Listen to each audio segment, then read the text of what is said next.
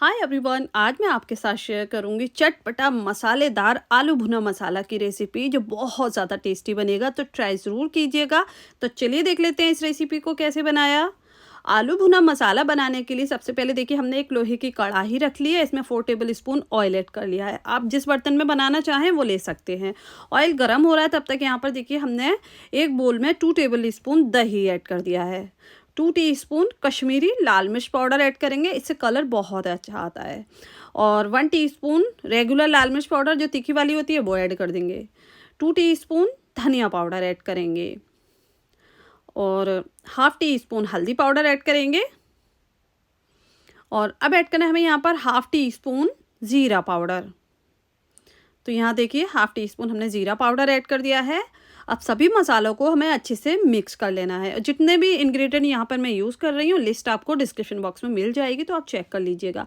इधर ऑयल हमारा गर्म हो चुका है तो 1 टीस्पून ज़ीरा ऐड कर दिया है। एक बड़े साइज़ का प्याज बारीक चॉप कर लिया है तो ये ऐड कर देंगे। और अब ऐड करना है, देखिए हमने यहाँ पर 6 से 7 लहसुन की कलियाँ ले ली थी जिसको हमने बारीक बारीक सा चॉप कर लिया, तो ये ऐड कर देंगे। 2 इंच का अदरक का टुकड़ा बारीक चॉप किया होगा ये ऐड कर देंगे। और अब ऐड करना है हमें यहाँ पर देखिए एक बड़े साइज़ की हमने हरी मिर्च ली थी जिसको हमने बारीक बारीक सा चॉप कर लिया, तो ये भी ऐड कर देंगे। अब यहाँ पर प्याजों को हल्का सा हमें कलर चेंज होने तक पकाना है, तो अच्छे से भून लीजिएगा। ये देखिए इस तरह से जब कलर चेंज हो जाए ना, हल्का हल्का सा गोल्डन सा कलर आने लगे, तब यहाँ पर हमने जो मसाला मिक्स कर कर रखा हुआ था दही के साथ वो ऐड कर देंगे। और मसाला ऐड करने के बाद अच्छे से इसको हमें मिक्स करना है। रेसिपी पसंद आ रही है प्लीज़ वीडियो को एक लाइक ज़रूर कर दीजिए। चैनल पर नए हैं तो सब्सक्राइब भी ज़रूर कर लीजिए। तो देखिए यहाँ पर हमने मसाले को ऑयल के साथ अच्छे से भून लिया है। और जब मसाला इस तरह से थोड़ा भुन जाए, यहाँ पर हमने 2 टमाटर लिए थे मीडियम साइज़ के और मिक्सी जार में डालकर उसका पेस्ट बना लिया, तो ये ऐड कर देंगे। और जब टमाटरों के साथ डालते ही हम यहाँ पर नमक ऐड करेंगे। 1.5 टीस्पून नमक ऐड कर दीजिएगा, या फिर आप अपने टेस्ट के अकॉर्डिंग ऐड कर सकते हैं जितना भी आप खाना पसंद करते हो। अच्छे से इसको हमें मिक्स कर लेना है, थोड़ा सा भून लेना है। और जब इस तरह से देखिए ये हो जाए तब इसमें हमने पानी ऐड कर देना है। तो यहाँ पर मैं आधा कप पानी ऐड कर रही हूँ ताकि मसाला अच्छे से भुन जाए। अब मसाले को बहुत अच्छे से हमें भून लेना है। तो देखिए यहाँ पर हमने मसाले को बहुत अच्छे से इस तरह से ऑयल सेपरेट होने तक भून लिया है। ऑयल अच्छे से देखिए ऊपर आ गया है, तो बस मसाला भुन चुका है। एक साइड हमने कर दिया है और एक पैन रख लिया, इसमें 1 टेबल स्पून प्योर घी ऐड कर दिया। आप घी की जगह बटर भी ले सकते हैं। एक मीडियम साइज़ का प्याज स्लाइसिस में कट किया हुआ ये ऐड कर दिया है, ये देखिए। और हल्का सा इसको सौटे करेंगे कुछ सेकंड के लिए। और इसी के साथ ही यहाँ पर हमने आधा शिमला मिर्च ले लिया, इस तरह से लंबाई में पतला पतला सा कट कर कर ये ऐड कर देंगे। एक हरी मिर्च ले लें बारीक कट कर कर ये ऐड कर दें। हल्का सा इसको सौटे करें बस 1 मिनट के लिए।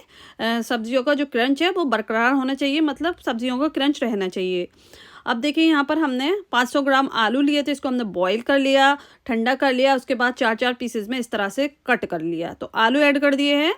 अब नमक ऐड करेंगे, 1/4 टीस्पून नमक ऐड कर दीजिएगा क्योंकि हम यहाँ पर सब्जियों का नमक ऐड कर रहे हैं। और 1/4 टीस्पून गरम मसाला पाउडर ऐड करेंगे। 1 टेबल स्पून कसूरी मेथी ऐड करेंगे जिसको हमने थोड़ा सा रोस्ट कर लिया एक पैन में डालकर, उसके बाद इस तरह से पाउडर बनाकर डाल देंगे, बहुत ही अच्छा फ्लेवर आएगा। अब बस इसको हल्का सा मिक्स देना है। ये देखिए हल्का सा टॉस कर लें बस कुछ सेकंड के लिए और फ्लेम को यहाँ पर बंद कर दें। बस ये हमारी सब्जियां रेडी हो चुकी हैं। जो हमने ग्रेवी बनाकर रखी हुई थी, ये देखिए फ्लेम को हमने ऑन कर लिया है, उसमें ये सब्जियां ऐड कर देंगे और इसको अच्छे से हमें मिक्स कर लेना है। और बस अब इसमें ऐड कर देना है 2 मुट्ठी कट किया हुआ हरे धनिया।